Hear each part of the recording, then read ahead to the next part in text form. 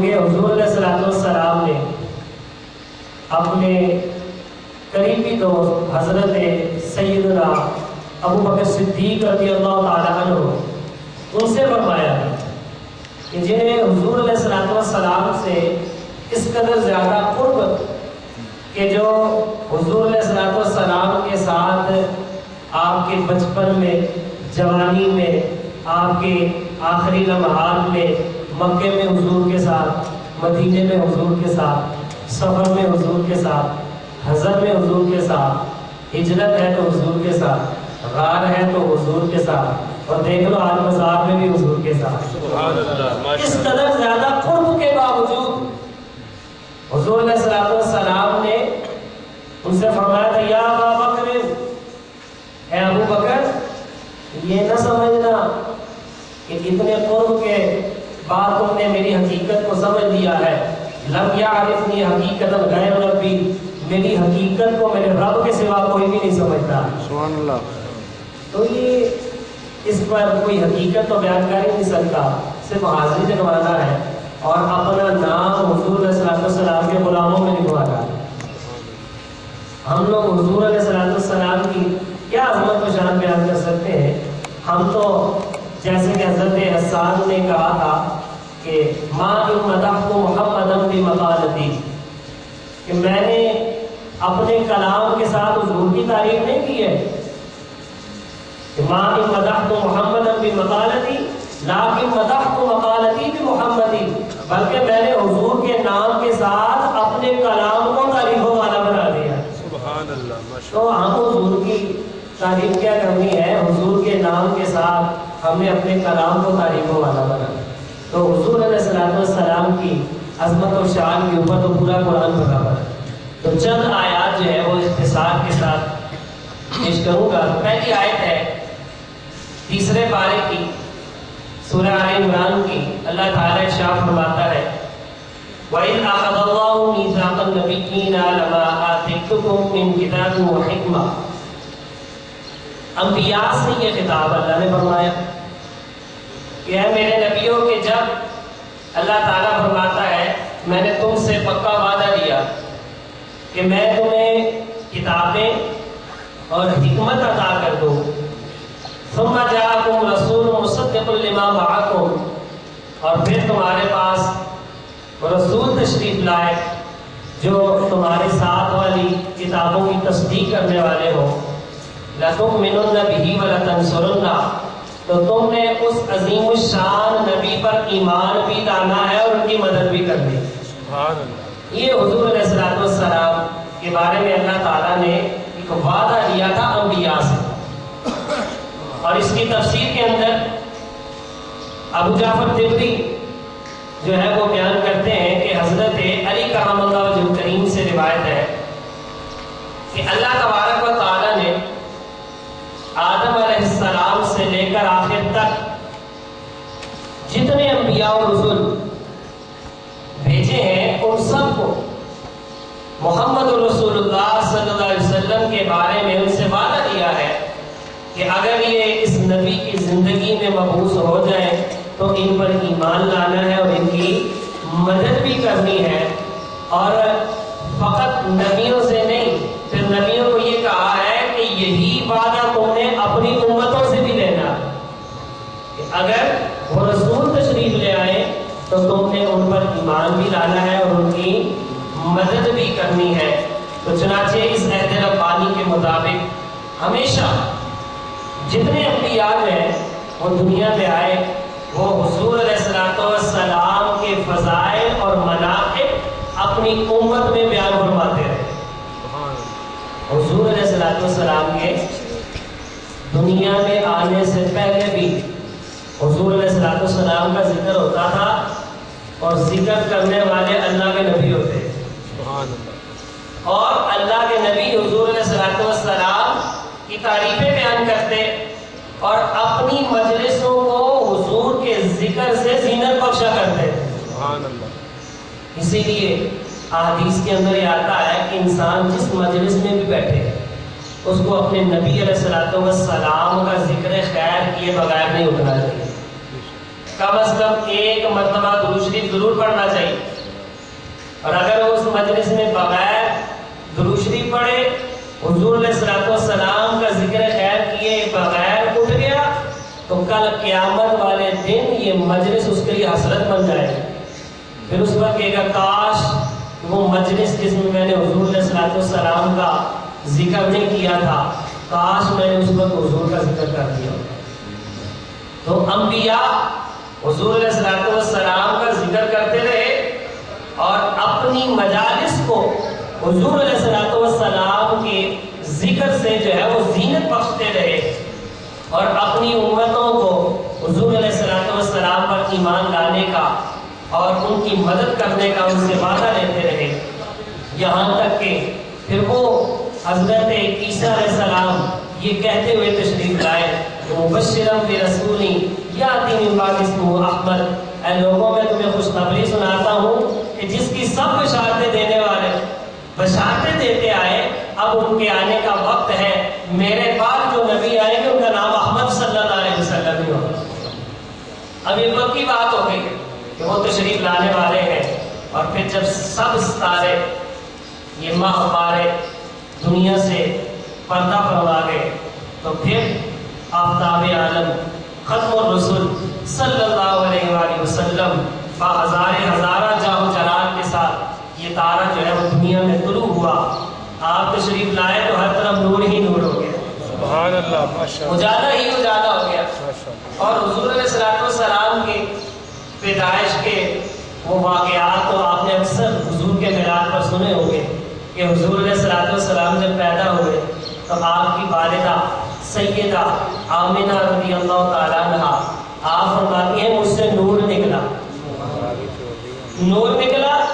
اور آپ فرماتی ہیں تھی تو میں مکے میں لیکن مکے میں بیٹھ کر شام کے محلات کو چمکتے دیکھ رہی ہوں. یہ حضور علیہ الصلوۃ والسلام کی آمد ہوئی تو سارے جگ میں نور ہی نور ہو گیا. اور حضرت عبد المطلب رضی اللہ تعالیٰ عنہ حضور کے دادا جان وہ فرماتے ہیں جب حضور کی پیدائش ہوئی پہلا تو آپ کی والدہ کہتے فرماتے ہیں آپ کے دادا کن تو فی الکعبہ تھی، میں تو عین کعبہ کے اندر موجود تھا. کعبہ جو ہے نا جس کے اوپر بلاک چڑھایا ہوا ہے اور چار دیواری سی کی ہوئی ہے، آپ فرماتے ہیں میں اس کے اندر تھا تو میں نے کیا منظر دیکھا ہے کہ کعبے کی دیواریں جھک رہی ہیں، کعبے کی دیواریں جھک رہی ہیں. جب توجہ کی تو میرے ہی گھر کی طرف جھک رہی. آپ فرماتے ہیں میرے دل میں خیال آیا اور جس کعبے کی طرف سب کی گردنیں جھکتی ہیں وہ میرے گھر کو کیوں جھک رہا؟ تعجب کی بات ہے. اب اگر یہ دیواریں جھکنا شروع کر دے تو تعجب نہیں ہوگا. اور وہ تو کعبہ اور فرمایا وہ میرے گھر کی طرف جھک رہا ہے تو مجھے تعجب ہوا. تو سمیت صوتا من جدار الکعبہ، تو مجھے کعبے کی دیواروں سے آواز آئی ولد المصطفی المختار، مختار کل مصطفیٰ پیدا ہو گئے. تو فرماتے ہیں اعلیٰ حضرت بن نقشہ کہتا ہے کہ جن کے سجدے کو محراب کعبہ جھکی ان پھلوں کی لطافت پہ لاکھوں سلام. کہ حضور علیہ الصلوۃ والسلام اس لیے آپ کو کعبے کا کعبہ بھی کہا گیا حضور کو کیونکہ کعبہ آپ کی طرف جھکا تھا. اس لیے اعلیٰ حضرت یہ بھی فرمایا حاجی آؤ شہنشاہ کا روزہ دیکھو، کعبہ تو دیکھ چکے اب کعبے کا کعبہ دیکھ. کہ کعبہ تو تم نے دیکھ لیا جدھر سب جھکتے ہیں تو کعبہ جدھر جھکتا ہے وہاں بھی جا کر ذرا ہو کر آؤ. جس کے لیے اللہ تعالیٰ نے یہ کائنات کی بزم سجائی ہے ذرا وہاں سے بھی ہو کر آؤ. تو حضور علیہ الصلوۃ والسلام اس دنیا میں تشریف لائے تو کعبہ بھی جھکا اور فرشتے بھی جھنڈے لے کر آئے. کوئی مشرق میں لگایا، کوئی مغرب میں لگایا، کوئی بیت اللہ کی چھت پر لگایا. حضور تشریف لائے تو رب نے جھنڈے لگوائے. اور حضور علیہ الصلوۃ والسلام جب آئے تو آپ کے جو چچا تھا ابو لہب بے ایمان ہی رہا وہ ساری زندگی، کلمہ ہی نہیں پڑھا اس نے. اور اس کے بارے میں یہ آتا ہے کہ وہ حضور علیہ الصلوۃ والسلام کو جانتا تھا کہ آپ سچے نہیں. یہ ابو جہل وغیرہ سارے حضور کو پہچان کے تھے، صرف یہ سرداری کی خاطر. ابھی آپ گھر سن رہے تھے نا یہ پیسہ یہ پیسہ جو ہے نا یہ انسان کو کہیں کا نہیں چھوڑتا. یہ قارون کو لے ڈوبا, یہ ابو جہل ابو لہب کو لے ڈوبا, یہ سواریاں, یہ پیسے, یہ نذرانے, یہ انسان کے اگر دل میں آ جائے نا, بیٹھ جائے دل کے اندر, تو یہ پھر انسان کو تباہ کر دیتے. تو وہ حضور علیہ الصلوۃ والسلام کو جانتے پہچانتے تھے لیکن مانتے نہیں تھے, سرداریوں کے جانے کے خوف سے. حالانکہ انہیں پتہ ہی نہیں تھا جو یہاں غلام ہو جاتا ہے وہ دنیا کا امام ہو جاتا ہے. بادشاہ تو یہاں سے ملتی ہے جو حضور کے در میں جھک گیا ہے. دیکھو بلال حبشی کو دیکھ لو, غلام تھے, تو حضور علیہ الصلوۃ والسلام نے انہیں کو کعبے کی چھت پہ چڑھا دیا. تو وہاں تو غلامی کرنے سے بادشاہت ملتی ہے, اور وہ ایسی بادشاہت ہے کہ جس کو زوال کوئی نہیں, اس کو عروج ہی عروج ہے, ترقیاں ہی ترقیاں ہیں. تو حضور علیہ الصلوۃ والسلام جب آپ پیدا ہوئے تو لونڈی نے جا کر سلیمان نے کہا ابو لہب مبارک کو بھتیجا ہوا ہے, تو کہا جا تو آزاد ہے. حضور پیدا ہوئے تو غلاموں کو آزادی ملنا شروع ہو گئی. یہ ہمارے نبی کریم علیہ الصلوۃ والسلام کی عظمت و شان ہے. آپ کے قدم ابھی دنیا میں آئے ہیں, غلام آزاد ہو رہے ہیں, کعبہ جھک رہا ہے اور نور سے اجالا ہی اجالا ہو رہا ہے. تو حضور علیہ الصلوۃ والسلام آپ کے بارے میں اللہ تعالیٰ ارشاد فرماتا ہے کہ میں نے سب نبیوں سے وعدہ لیا کہ میرے نبی علیہ الصلوۃ والسلام جب آ جائیں تو ان کی مدد بھی کرنی اور ان پر ایمان بھی لانا ہے. تو ابن عساکر سیدنا عبداللہ ابن عباس رضی اللہ تعالیٰ عنہ سے راوی ہیں کہ فرماتے ہیں کہ ہمیشہ اللہ تعالیٰ نبی علیہ الصلوۃ والسلام کے بارے میں آدم علیہ السلام اور ان کے بعد سب انبیاء سے پیش گوئی فرماتا رہا, اور قدیم سے سب امتیں تشریف آوری حضور علیہ الصلوۃ والسلام کی خوشیاں مناتی رہیں, اور وہ حضور کے وسیلے سے دعائیں مانگا کرتے. ابھی آپ آئے نہیں تھے لیکن پتہ تھا کہ آئیں گے, تو حضور علیہ الصلوۃ والسلام کے وسیلے سے دعائیں مانگا کرتے تھے. اور جب حضور علیہ الصلوۃ والسلام تشریف لے آئے تو انکار کر بیٹھے.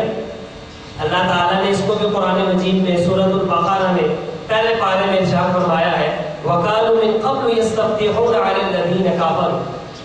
وہ ابھی انکار کر بیٹھے ہیں, اس سے پہلے یہ انہی کے وسیلے سے کافروں پر فتح مانگا کرتے تھے اور کہتے تھے اللہم انصرنا علیہم بالنبی المبعوث فی آخر الزمان. کہتے تھے الہی ان مشرکوں پر ہمیں مدد دے, اور کس کے صدقے سے؟ اس نبی کے صدقے سے جو آخر الزمان ہے, جو آخر میں تشریف لانے والے ہیں. الذی نجد صفاتہ فی التوراۃ, کہ جس کی خوبیاں جن کی صفات ہم تورات میں پاتے ہیں, کہ تورات میں حضور کی صفات لکھی ہوئی تھی اور وہ دعا کیا کرتے تھے, تو اس دعا کی برکت سے اللہ تبارک و تعالیٰ نے فتح عطا فرمایا. لیکن کیا ہوا, جب حضور علیہ الصلوۃ والسلام تشریف لائے تو انکار کر بیٹھے. وہ بھی کس وجہ سے؟ سرداریوں کی وجہ سے, نذرانوں کی وجہ سے, چڑھاووں کی وجہ سے, کہ اگر ان کو مان لیا تو ہم تو ادھر چلے جائیں گے, ہمارے نذرانے کی طرف جائیں گے. اور نذرانوں کے چکر میں انہوں نے حضور علیہ الصلوۃ والسلام کا انکار کر دیا.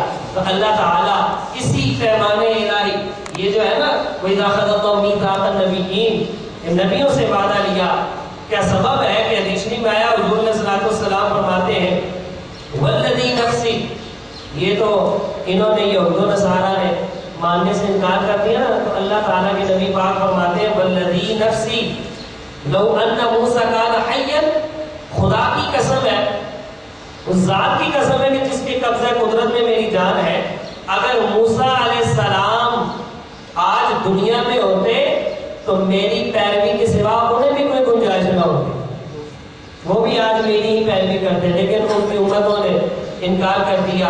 اور یہی وجہ ہے کہ آپ جانتے ہیں کہ آخر میں حضرت عیسیٰ علیہ السلام بھی آنے والے آئیں گے, اور نبوت اور رسالت کے ساتھ ہی آئیں گے, کیونکہ نبی ہے, نبی سے نبوت ضائع تو نہیں نہ ہوگی. جب آئیں گے تب بھی نبی ہوں گے, رسول ہوں گے, لیکن اس کے باوجود حضور علیہ الصلوۃ والسلام کا امتی بن کر اس دنیا میں رہیں گے. عیسیٰ روح اللہ حضور علیہ الصلوۃ والسلام کے امتی بن کر رہیں گے, حضور علیہ الصلوۃ والسلام کی شریعت پر عمل کریں گے, اور حضور علیہ الصلوۃ والسلام کے ایک امتی اور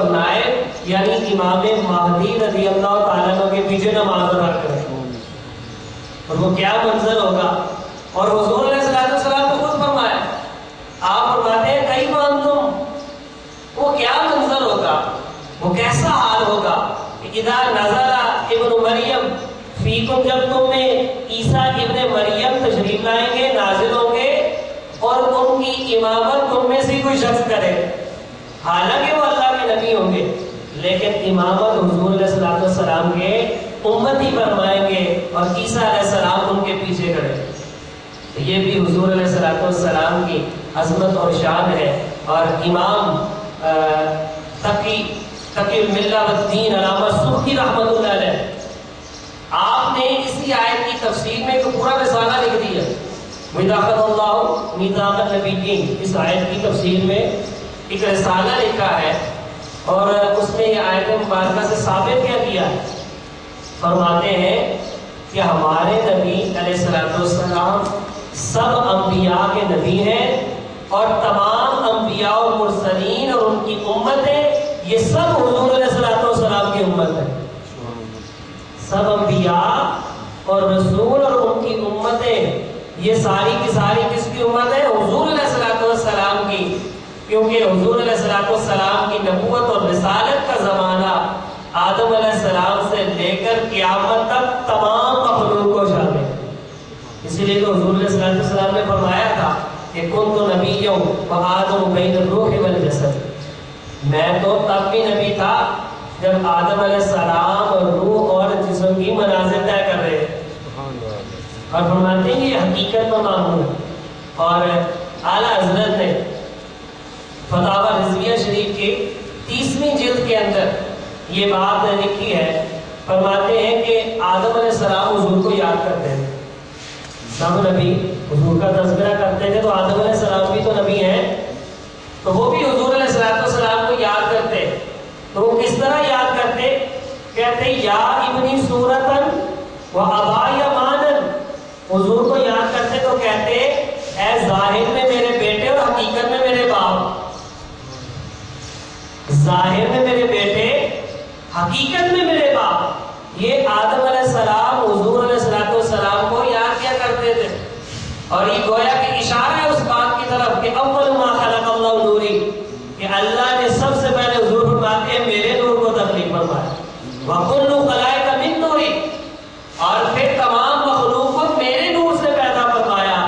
تو چونکہ حضور کے نور سے آدم علیہ السلام بنے ہیں, اس لیے کہا حقیقت میں تو وہ حضور جو ہے آدم علیہ السلام کے جو ہے وہ باپ ہے, لیکن بشریت میں آدم علیہ السلام حضور کے بعد.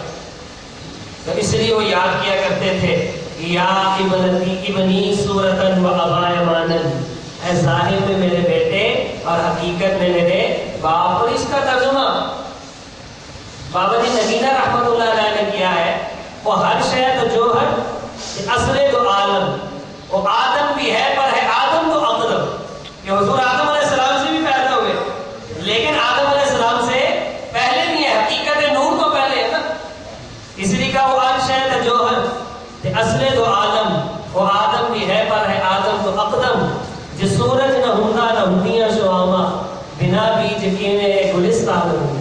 یہ حضور علیہ السلام آدم علیہ السلام سے بھی پہلے ہیں. تو فرماتے ہیں کہ اگر حضور علیہ السلام آئے تو سب کے آخر میں, اگر حضرت آدم علیہ السلام, نوح علیہ السلام, موسیٰ علیہ السلام, ابراہیم علیہ السلام یا عیسیٰ علیہ السلام ان میں سے کسی کے زمانے میں تشریف لے آتے تو سب پر فرض ہو جاتا کہ وہ حضور علیہ السلام پر ایمان لے کر, سب پر فرض ہوتا کہ حضور علیہ السلام پر ایمان لائے اور ان کی مدد کریں. تو اسی کا اللہ تبارک و تعالیٰ نے ان سے وعدہ لیا ہے. اور حضور علیہ السلام کے نبی الانبیاء ہونے کا باعث ہی ہے کہ جب شب اسرا حضور علیہ السلام مسجد اقصیٰ میں پہنچے تو حضور علیہ السلام کے پیچھے سب نبیوں نے نماز ادا. سبحان اللہ.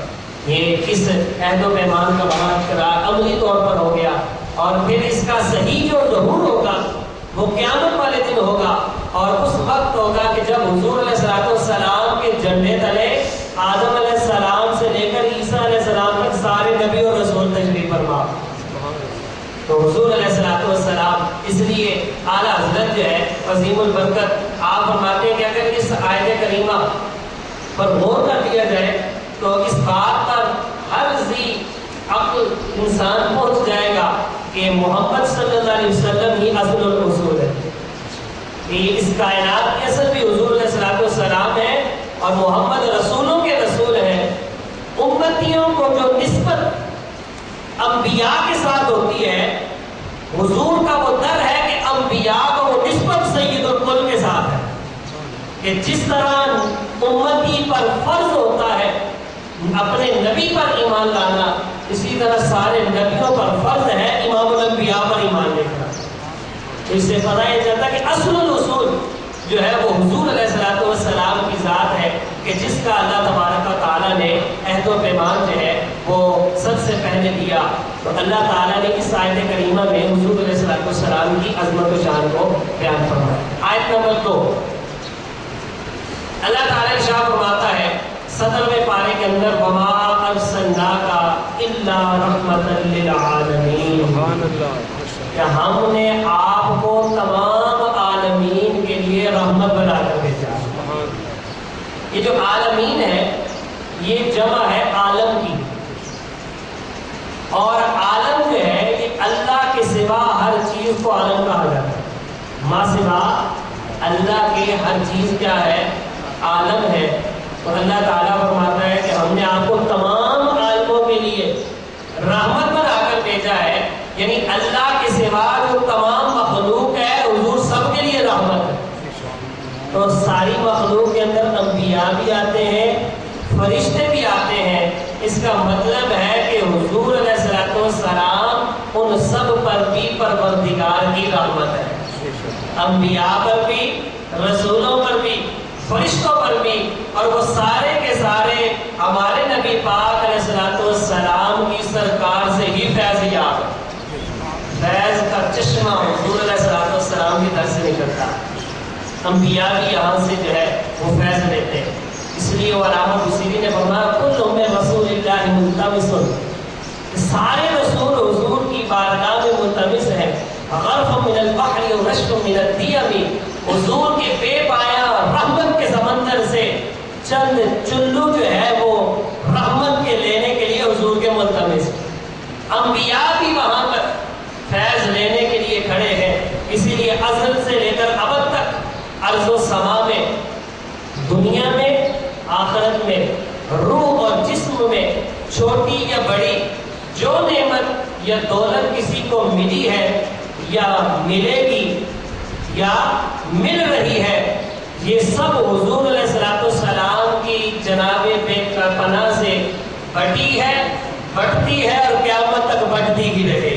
سبحان اللہ۔ حضور کی جناب سے، اور حدیث شریف میں آتا ہے، مشکوٰۃ شریف کی حدیث ہے کہ حضور علیہ الصلوۃ والسلام نے ارشاد فرمایا انما نقاسم اللہ یعطی، دیتا اللہ مجھے ہے لیکن تقسیم آگے میں کرتا ہوں، کہ ہر نعمت دیتا ہے خدا لیکن وار کے اوپر دیتا ہے، کھاتا ہے یہ عالم سارا، صدقہ قبلی بات ہے، دینے والی ذات اللہ کی ہے لیکن اللہ دلواتا حضور علیہ الصلوۃ والسلام کے وسیلے سے ہے۔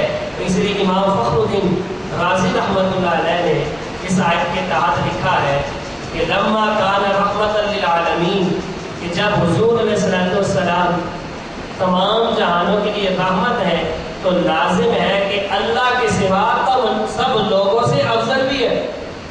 اس لیے اعلیٰ حضرت نے اس کا ترجمہ یوں کیا ہے کہ خلق سے اولیاء، اولیاء سے رسل، خلق سے اولیاء، کہ مخلوق میں اولیاء کو فضیلت ہے، خلق سے اولیاء، اولیاء سے رسل، اور رسولوں سے اعلیٰ ہمارا نبی، کہ رسولوں سے بھی جو اعلیٰ ہے وہ ہمارے نبی پاک علیہ الصلوۃ والسلام کی ذات گرامی ہے۔ تو جس نبیوں کے نبی امام الانبیاء علیہ الصلوۃ والسلام کے برابر کوئی رسولوں میں سے نہیں ہے تو امتی کیسے ہو سکتا ہے؟ کوئی رسول ان کے برابر کا نہیں، کوئی نبی ان کے برابر کا نہیں ہے تو کوئی اور ان کے برابر ہے کیسے ہو سکتا ہے؟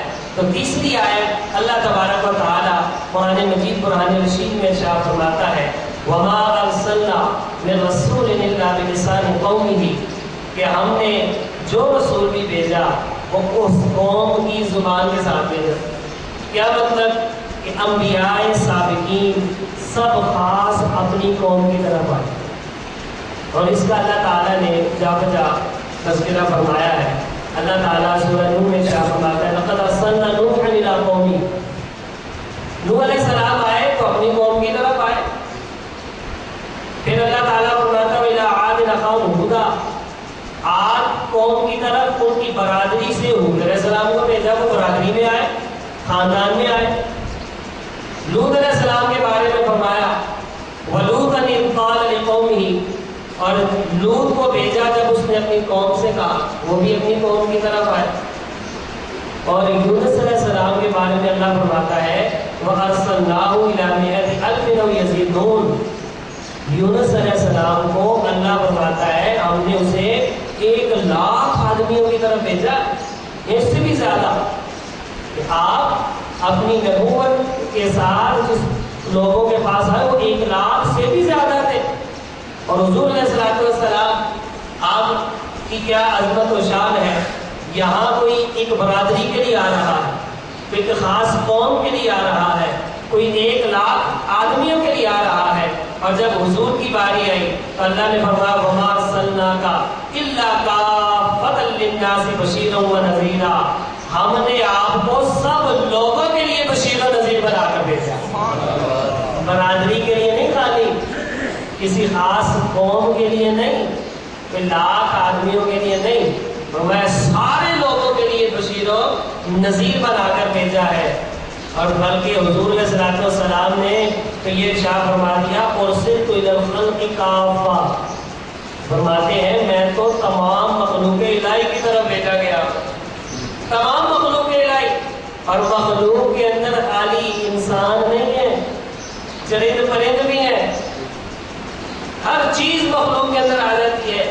اس لیے آپ جانتے ہیں کہ ہمارے نبی پاک علیہ السلام کو تو پتھر بھی سلام کیا کرتے ہیں، پتھر بھی آپ کا کلمہ پڑھتے ہیں۔ یہاں وہ مجھے واقعہ ابو جہل کا یاد آ گیا کہ جب وہ ہاتھ میں کنکریاں لے کر آیا تھا اور آ کر کہتا تھا کہ اے محمد صلی اللہ علیہ وسلم اگر تم نبی ہو تو بتاؤ میرے ہاتھ میں کیا ہے، تو یہاں بعد میں کوئی عمر کرنے لگا، حضور کی علم کی کرنے لگا، اب ہاتھ میں کنکریاں لے کر آیا ہے تو کہتا ہے بتاؤ ہاتھ کے اندر ہے کیا ہے، اس کا مطلب ابو جہل کو بھی پتا ہے نبی کا مطلب کیا ہے، وہ بھی جانتا ہے کہ نبی ہوتا ہی وہ ہے جو غیب کی خبریں دینے والا ہے، ورنہ وہ ہاتھ میں کنکریاں لے کر تو نہ آتا، اس لیے کہا بتاؤ میرے ہاتھ کے اندر کیا ہے، تو جو ہاتھ کے اندر چیز ہے وہ باہر کے لیے غائب ہے۔ اب ہاتھ کے اندر میں تو جیسے کوئی چیز ڈال کے رکھوں تو آپ کے لیے پوشیدہ ہے نا، غائب ہے، تو جب باہر والوں کے لیے اندر کی چیز غائب ہے تو جو اندر ہے اس کے لیے باہر غائب نہیں، اندر جو چیز ہے وہ کنکریوں میں لے لے جو مٹھی کے اندر بند تھی، وہ ابو جہل چھپا کر لے کر آیا اور مٹھی کو بند ہی رکھا، ان کے سامنے کو نہیں نہ ڈالی تھی، اگر ڈال دیتا تو اس سوال کا مقصد ہی بہت ہو جاتا ہے، وہ چھپا کر لے کر آیا تو کہتا بتاؤ اندر کیا ہے، تو حضور نے فرمایا ہم بتائیں گے اندر والی چیز بتائیں گے کیا ہے، تو جب حضور کے لیے اندر کی کنکری اور پتھر غائب ہے تو پتھر کے لیے باہر کا رسول بھی تو غائب ہے، تو پھر اس کنکری کو کیسے پتا چلا کہ باہر اللہ کا رسول ہے، اس پتھر کو کیسے پتا چلا کہ باہر اللہ کا نبی ہے، تو محدثین فرماتے ہیں کہ یہاں حضور یہی بتانا چاہتے تھے اے لوگوں میرے علم غیب کا امتحان نہ لینا، میں جس پر نظر ڈالوں اللہ اس کو بھی غیب عطا فرما دیتا، میں حضور تو سب کی طرف نبی اور رسول بن کر تشریف لائے ہیں، پتھر بھی آپ کا کلمہ پڑھتے تھے، آپ تو روٹی کا لقمہ توڑتے تو وہ بھی آپ کے ہاتھ میں تسبیح پڑھتے،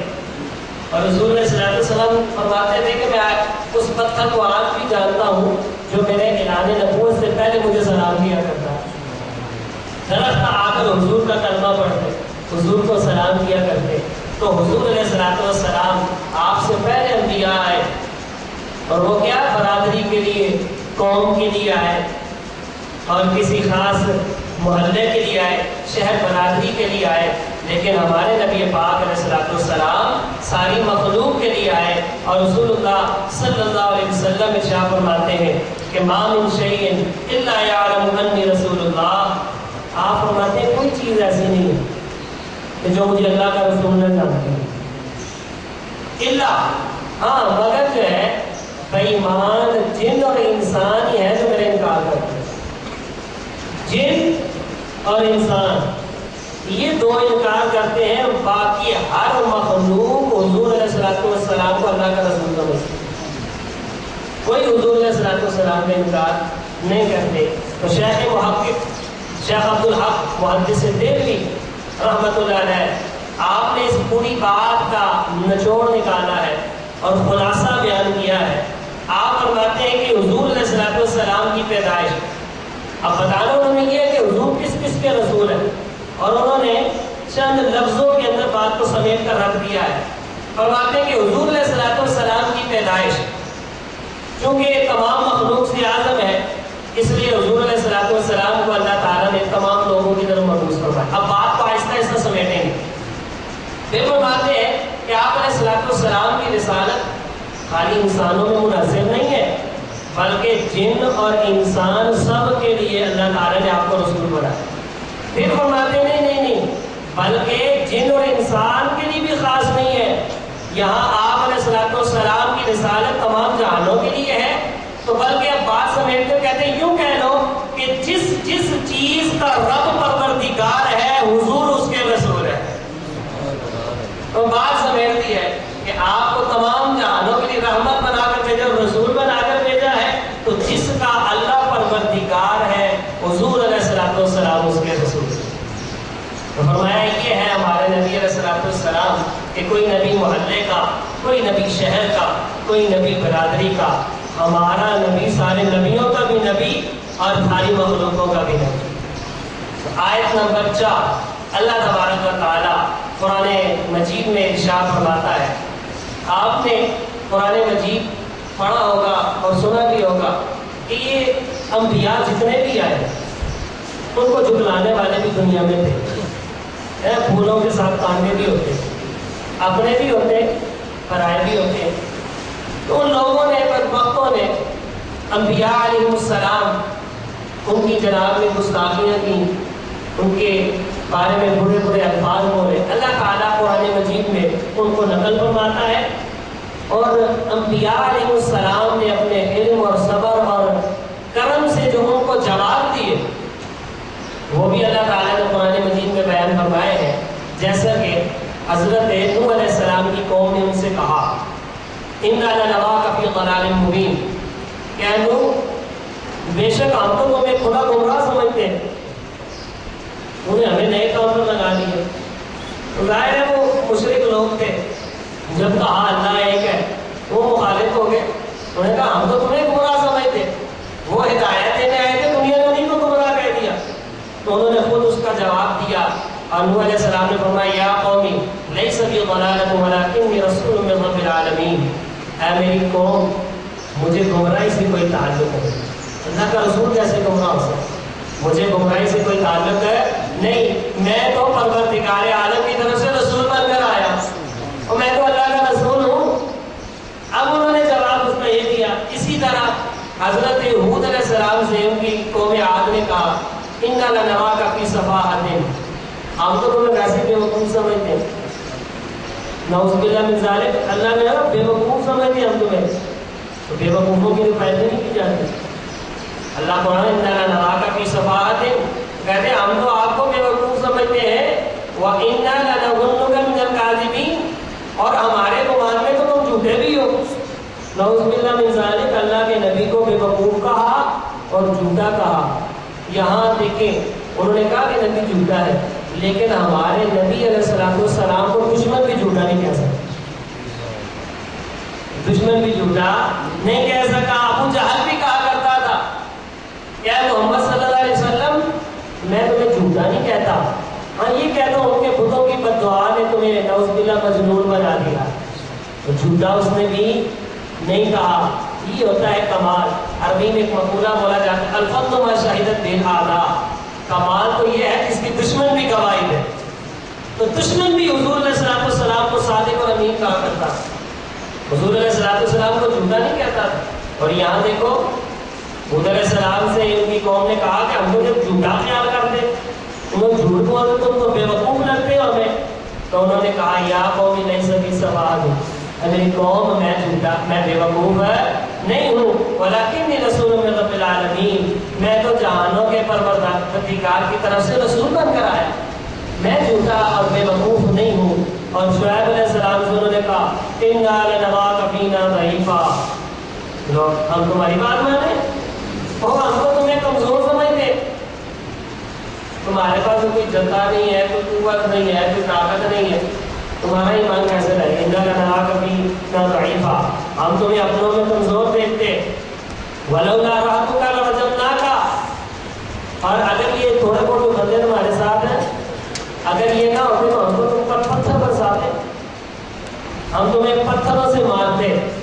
یہ بندے جو ہے نا تمہارے ساتھ تھوڑے بہت جو تم پر ایمان ہے اس کی وجہ سے چھوڑ رہے، ولولا رہتک لرجمناک، اگر یہ چند آدمی نہ ہوتے تو ہم تمہیں پتھروں سے مارتے، وما انت علینا بعزیز، اور کچھ تم ہماری نگاہ میں عزت والے نہیں، کوئی عزت نہیں تمہاری، عزت نہیں ہے تمہارا ایمان کیوں لے کر؟ تو شعیب علیہ السلام نے بھی اس کا جواب دیا یا قومی ارہتی اعز علیکم من اللہ، اے میری قوم کیا یہ میری قومے کے چند گنتی کے لوگ تمہارے نزدیک اللہ سے زیادہ جو ہے وہ زبردست ہے؟ واتخذتموہ وراءکم ظہریا، ان بندوں کی وجہ سے چھوڑو اللہ کو تم نے بالکل چھوڑ دیا، اللہ کو بلا بیٹھے ہو جو سب سے زیادہ حکم الحاکمین ہے، سب سے زیادہ قدرت اور طاقت رکھنے والا ہے، اور تم نے جو ہے ان بندوں کو جو ہے وہ زبردست سمجھ لیا ہے۔ تو کیا کیا کہ انبیاء کو جس نے جو کہا، جو انہوں نے ان کے بارے میں زبان استعمال کی، تو انبیاء علیہ السلام وہ خود سے اس کا جواب دیتے رہے، لیکن جب سید المرسلین امام الانبیاء علیہ السلام کی باری آئی اور کفار نے آپ کی خدمت میں زبان درازی کی، تو اس کا جواب حضور نے نہیں دیا بلکہ خالق کائنات نے خود ارشاد فرمایا۔ اللہ تبارک و تعالیٰ قرآن مجید میں ہی ارشاد فرماتا ہے، فرمایا کہ کفار نے کہا حضور علیہ السلام سے مخاطب ہو کر یا ایھا الذی نزل علیہ الذکر انک لمجنون، کیا وہ شخص کے جس پر قرآن اترا تم تو مجنون ہو، پاگل ہو تم تو حضور علیہ السلام نے جواب نہیں دیا، بلکہ اللہ تعالیٰ فرماتے ہیں نون والقلم وما یسطرون، قسم ہے قلم اور نوشتہ ہے ملائکہ کی کہ تو اپنے رب کے فضل سے ما انت بنعمت ربک بمجنون، رب کے فضل سے آپ مجنون نہیں ہے۔ اعتراض کرتا ہے کافر دنیا میں رہتے ہوئے، جواب دیتا ہے خالق کائنات۔ یہ ہے ہمارے نبی پاک علیہ السلام کی عظمت و شان۔ اور پھر اللہ تعالیٰ فرمایا ان لک اجرا غیر ممنون، اور بے شک تیرے لیے اجر بے پایا ہے، کیونکہ آپ صبر کرتے، حلم سے ان لوگوں کو برداشت کرتے کہ آپ کو مجنون کہتے ہیں۔ ارے مجنون تو وہ ہوتا ہے جو چلتی ہوا سے الجھ پڑتا ہے، اور ہمارے نبی علیہ السلام کے بارے میں فرمایا تجھ سا علم اور صبر کوئی سارے عالم میں دکھا دے تو پھر مان جائے۔ وَإِنَّكَ لَعَلَىٰ خُلُقٍ عَظِيمٍ، اللہ نے تو آپ کو خلق عظیم عطا فرمایا، یہ مجنون کیسے ہو سکتے؟ اور حضور کی عقل مبارک کے بارے میں حدیث شریف میں آتا ہے، حضرت وہب رضی اللہ تعالیٰ عنہ آپ فرماتے ہیں کہ میں نے 71 آسمانی کتابیں پڑھی ہیں، 71 آسمانی کتابیں، اور ان سب میں نے یہ لکھا ہوا پڑھا ہے کہ اللہ تبارک و تعالیٰ نے دنیا کی ابتدا سے لے کر قیامت تک جتنی عقل لوگوں کو دی ہے اس کی مثال حضور علیہ السلام کے سامنے ایسے ہے جیسے ساری دنیا کے ریگستانوں کے سامنے ریت کا ایک ذرہ۔ ساری دنیا کی عقل ریگستان کے ریگزاروں میں سے ایک ذرہ ہے، اور ساری دنیا کے ریگستان میں نبی پاک علیہ السلام کی عقل ہے۔ یہ کیسے مقام ہے؟ یہ مجنون ہو سکتا؟ فرمایا وہ مجنون ہے نہیں ہے، اور کہا کہ اللہ تبارک و تعالیٰ نے آپ کو وہ شان عطا فرمائی جو کسی اور کو نہیں عطا فرمائی۔ اور دوسرے مقام پر جب وہ کچھ دیر ہوئی نا، حضور علیہ السلام آپ پر وہی نہیں آئی، تو مشرکوں نے کہنا شروع کر دیا ان محمدن بدع ربہ وقلہ، محمد صلی اللہ علیہ وسلم کو رکھنے چھوڑ دیے، اور دشمن پکڑا اللہ نے محمد صلی اللہ علیہ وسلم کو چھوڑ دیا، وہیں پہ کچھ دن نہیں آئی تو اللہ نے چھوڑ ہی دیا، اللہ نے چھوڑ دیا، دشمن بنا لیا، تو اللہ تبارک و تعالیٰ نے خود جواب دیا، حضور نہیں بولے، خود اللہ نے جواب دیا، اور اللہ نے فرمایا وَالضُّحَىٰ وَاللَّيْلِ إِذَا سَجَىٰ کہ اے محبوب تیرے چہرے روشن کی قسم ہے، وَاللَّيْلِ إِذَا سَجَىٰ اور قسم ہے تیری زلف عنبرین کی جب چمکتے رخساروں پر وہ آتے، حضور علیہ السلام کی قسم یاد فرمائی اور فرمایا مَا وَدَّعَكَ رَبُّكَ وَمَا قَلَىٰ نہ تجھے تیرے رب نے چھوڑا ہے نہ دشمن بنایا۔ کمال تو یہ کہ رب خود گواہیاں دے رہا ہے اور عظمت و شان کو بیان فرما رہا ہے، اور پھر اللہ نے فرمایا وَلَلْآخِرَةُ خَيْرٌ لَكَ مِنَ الْأُولَىٰ اے میرے محبوب آپ کی ہر آنے والی گھڑی پہلے سے زیادہ بہتر۔ یہ کتنا حضور کے ذکر کو گھٹائیں گے، کم کرنے کی کوشش کریں گے، یہ کم نہیں کر سکتے، کیونکہ ذکر مصطفیٰ علیہ السلام یہ مشک کی وہ سل ہے، یہ کستوری کی وہ سل ہے کہ اس کو جتنا رگڑو گے خوشبو پھیلتی ہی چلی جائے، تو یہ حضور کے ذکر کو جتنا روکنے کی کم کرنے کی کوشش کریں گے اللہ تعالیٰ اس کو اور ہی بلندیات فرماتا ہے، یہ بڑھتا چلا جائے گا، یہ کام نہیں ہوگا۔ کہتے ہیں اگر عقل ہوتی تو خدا سے نہ لڑائی لیتے، یہ گھٹائیں اسے منظور ہے بڑھانا دے، یہ گھٹاتے چلے جائے، اللہ کہے میں نے تو بڑھانا ہے، اللہ بڑھاتا چلا جا رہا ہے، بڑھاتا چلا جا رہا ہے، اور اللہ تعالیٰ نے اتنا بڑھا دیا، اتنا بلند کر دیا ہے کہ اللہ تعالیٰ فرماتا ہے وَرَفَعْنَا لَكَ ذِكْرَكَ اے محبوب آپ کے لیے آپ کا ذکر ہم نے بلند کر دیا۔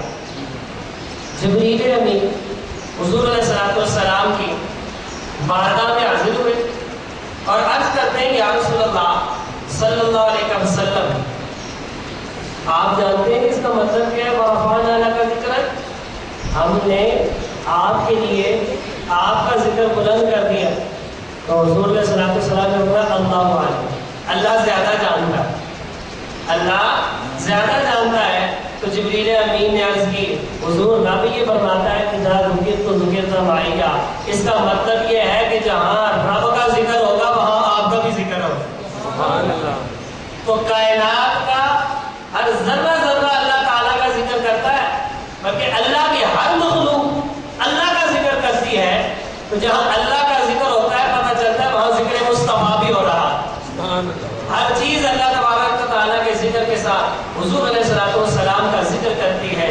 تو اللہ تعالیٰ نے آپ کی عظمت و شان اس طرح بڑھائی ہے کہ پہلے انبیاء اپنا دفاع خود کرتے تھے، پہلے انبیاء خود دفاع کرتے تھے، اور یہاں تک کہ بعض اوقات موسیٰ علیہ السلام اور ہارون علیہ السلام کو جب فرعون کے دربار میں بھیجا گیا تو کہتے ہیں کہ وہ دونوں کہتے ہیں اللہ ذرا ڈر سا محسوس ہو رہا ہے، ڈر محسوس ہو رہا ہے، اللہ تعالیٰ سے مدد مانگتے ہیں، اور حضور کو اللہ تعالیٰ نے خود ہی فرما دیا، اللہ تعالیٰ فرماتا ہے وَاللَّهُ يَعْصِمُكَ مِنَ النَّاسِ سونے تیرا رب رکھا، اللہ میں خود ہی آپ کا محافظ ہوں، آپ کہنے کی ضرورت ہی نہیں پڑی۔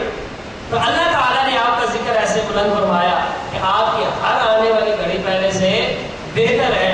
تو کفار نے حضور علیہ السلام کی شان میں گستاخی کرتے ہوئے کہا لست مرسلا، تم رسول نہیں ہو، ہم نہیں مانتے تم رسول ہو۔ تو حضور علیہ السلام نے وہاں خود نہیں فرمایا تم بھی رسول ہو، نہیں میں رسول ہوں، اور کہا لست مرسلا، آپ رسول نہیں ہیں۔ تو اللہ نے قرآن نازل فرما دیا، اللہ فرماتا ہے یاسین والقرآن الحکیم انک لمن المرسلین، اے سردار مجھے قسم ہے حکمت والے قرآن کی، بے شک تو رسول ہے۔ اللہ قسمیں بیان فرما کر حضور علیہ السلام کی رسالت کو بیان فرما رہا ہے، اور کہا پہلے انبیاء اپنا دفاع خود کرتے تھے، لیکن جب نبیوں کے نبی آئے تو اللہ تبارک و تعالیٰ ان کی طرف سے جواب عطا فرماتا ہے۔ تو یہ آیات 4 جو ہے وہ آپ کے سامنے پیش کی ہیں، اس کے علاوہ بے شمار آیات ہیں جو حضور علیہ السلام کی عظمت و شان پر دلالت کرتی ہیں، اور قرآن آئے حضور کی شان کے لیے، حضور علیہ السلام کی عظمت و شان کو بیان کرنے کے لیے احکامات بھی ہیں، عبادات کے بارے میں بھی ہے، لیکن حضور کی عظمت اور شان کے بارے میں بھی ہے۔ تو اب احادیث کی طرف چلتے ہیں۔ حضرت ابن عساکر سلمان فارسی رضی اللہ تعالیٰ عنہ سے روایت کرتے ہیں کہ حضور علیہ السلام آپ سے عرض کیا گیا کہ اللہ تعالیٰ نے موسیٰ علیہ السلام سے کلام کیا، کلیم اللہ ہوئے، اللہ تعالیٰ نے کلام کیا۔ عیسیٰ علیہ السلام کو روح القدس بنایا، پاک روح بنایا۔ ابراہیم علیہ السلام کو اپنا خلیل فرمایا، آدم علیہ السلام کو برگزیدہ فرمایا۔ تو حضور کو کیا فضل دیا؟ یہ حضور سے سوال ہوا تو فوراً جبریل امین نازل ہو گئے۔ سوال حضور سے ہوا ہے، اللہ تعالیٰ نے سدرۃ المنتہا سے جبریل امین کو بھیج دیا۔ سبحان اللہ، سدرۃ المنتہا سے جبریل امین آئے۔ اور دیکھو جبریل امین بھی حضور علیہ الصلوۃ والسلام کے خادم ہیں اور حضور علیہ الصلوۃ والسلام کے وزیر ہیں، اور حضور علیہ الصلوۃ والسلام کے لیے براق بھی یہ لے کر آئے تھے، اور یہ بھی حضور کی بے ادبی برداشت نہیں کر سکتے۔ جو حضور کو ماننے والا حضور کی بے ادبی برداشت ہے۔ اور جب براق آیا تھا تو حضور کے پاس گئے تو براق نے نا شوخی کرنی، ہلنا شروع کر دیا۔ کان میں اس کو ڈال کر کہا کہ شوخی کیوں دکھا رہا ہے؟ تو فوراً پسینہ پسینہ ہو گیا اور آگے سے گزارش کی کہ میں شوخی نہیں کر رہا، میری کیا مجال ہے کہ جہاں میں شوخی دکھاؤں، کہ جہاں کہتے ہیں کہ لسانس بھی آہستہ کے مقام میں ادب ہے، یہاں بڑا خطرہ ہے بے ادبی کا۔ جہاں سانس بھی آہستہ لینا پڑتا ہے وہاں شوخی میں کروں، میری کیا مجال ہے؟ میں تو مقدر پر ناز کر رہا ہوں، دیکھو مجھ پر سوال کون ہونے والا ہے۔ مقدر پر ناز کر رہا ہوں کہ مجھ پر سوال ہے، کون ہونے والا ہے۔ تو یہ جبریل علیہ السلام جب حضور کو معراج پر دکھانے جو ہے وہ لے جانے کے لیے آئے تھے تو اللہ تعالیٰ نے بھیجا۔ اچھا وہ آپ نے شاید سنا ہو کہ حضور علیہ السلام ساری ساری رات عبادت فرمایا کرتے تھے، تو اللہ خود فرماتا ہے یا ایھا المزمل قم اللیل الا قلیلا نصفہ وانقص منہ قلیلا۔ تو سونے ساری رات میں فرمایا کرو ذرا گھر کا ساری رات میں عبادت کیا کریں، آدھی رات کر لیں اس سے بھی کم کر لیں۔ تو ساری ساری رات عبادت کیا کرتے تھے۔ تو جب معراج کی رات جبریل امین حضور کو لینے آئے تو حضور شام و شام سو گئے، آرام فرما دے، شام و شام ہی حضور نے آرام فرمانا شروع کر دیا۔ اس کی کیا حکمت ہے؟ محدثین فرماتے اس کی حکمت یہ تھی کہ حضور آج جبریل کا بھی امتحان لینے والے۔ دیکھتے ہیں آج جبریل فرشتوں کا سردار مجھے کیسے جگاتا۔ اب آپ علیہ السلام کا دروازہ بند ہے، حضرت تمہیں آنے کے گھر باہر سے آواز دے نہیں سکتے، اندر کیسے ہے دروازہ بھی نہیں کر آنا ہے، تمہیں نیند میں خلل نہ آئے۔ یہ وہی حضور علیہ السلام کی نیند ہے کہ مولا علی نے ماری تیری نیند پر نواز، اور وہ بھی عصر جو سب سے اعلیٰ قدر کی ہے، اور صدیق غار میں جان ان پہ دے چکے، اور حفظ جان تو جان بروز غرض کی ہے کہ صدیق اکبر نے آپ کی نیند میں خلل نہ آنے کی وجہ سے سام سے ڈسوا لیا، مولا علی نے اپنی نماز کو قضا کروا لیا ہے، لیکن آپ کو بیدار نہیں کیا ہے۔ تو آج جبریل کیا کرے گا؟ کیا باہر سے دستک دے گا، آواز دے گا؟ آواز دینے سے بھی اللہ نے منع کیا۔ اللہ فرمائے جو میرے نبی کو قرآن میں باہر سے پکارتے ہو بے وقوف جائے، ان کو عقل ہی کوئی نہیں ہے۔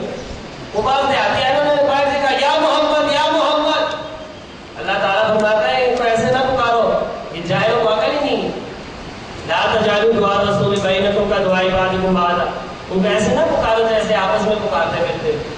اب جبریل کرتا ہے کہ فرمایا تھوڑا سا سراغ کر لو اندر چلے جائے، چھوٹا سا سراغ کر لو اندر سے جائے۔ اب دیکھو سراغ سے گزرنا کس نے؟ جبریل امین نے۔ تو کوئی اتنی سی چڑیا تھوڑی ہے جبریل امین جس میں گھس کے چلا جانا ہے۔ 600 پر ہے جبریل امین کے، اور ایک پر اتنا بڑا ہے کہ اگر پھیلائیں تو مشرق و مغرب اس پر کی لپیٹ میں آ جاتا ہے۔ ایک پر تو 600 پر کیسے ہوں گے؟ اور یہ وہی جبریل ہے کہ جب یوسف علیہ السلام کو ان کے بھائیوں نے کنویں میں پھینکا، تو اگر کنویں میں کسی کو پھینکے تو کتنی دیر لگے گی نیچے آنے میں؟ چند سیکنڈ لگیں گے، ٹھیک ہے، چند ساعتیں لگیں گی، چند سیکنڈ لگیں گے۔ بھائیوں نے پھینکا تو یہ سدرۃ المنتہا پر تھے۔ اللہ نے فرمایا جا جبریل میرا یوسف جو ہے وہ زمین پر جا کر نہ لگے، پتھر پہ اس کا جو ہے وہ کوئی جسم کا حصہ نہ لگے، تو اپنے پر نیچے بچھا۔ وہ سدرۃ المنتہا سے ہزاروں جو ہے وہ سال کی مسافت سے چلے، اور زمین پر آنے سے پہلے انہوں نے نیچے پر بچھا دیے۔ کتنے بڑے پر ہیں اور کتنا زیادہ ان کا جو ہے وہ جسم ہے۔ کی باری تعالیٰ تیرا حکم ہو تو تیرے محبوب کے لیے سراغ تو کیا سوئی کے ناکے سے بھی گزر جاتے. لیکن آج امتحان یہ ہے کہ محبوب کو جگاؤں کیسے؟ یہ جگانے کا کیسا معاملہ ہے؟ یہ کیسے جگانا ہے؟ تو اللہ تعالیٰ نے فرمایا قبل قدمئی، فرمایا قبل قدمئی، کیا جبریل میرے محبوب کے قدموں کو چومنا شروع کر دے، بوسے لینا شروع کر دے. حضرت باری تعالیٰ میرے ہونٹ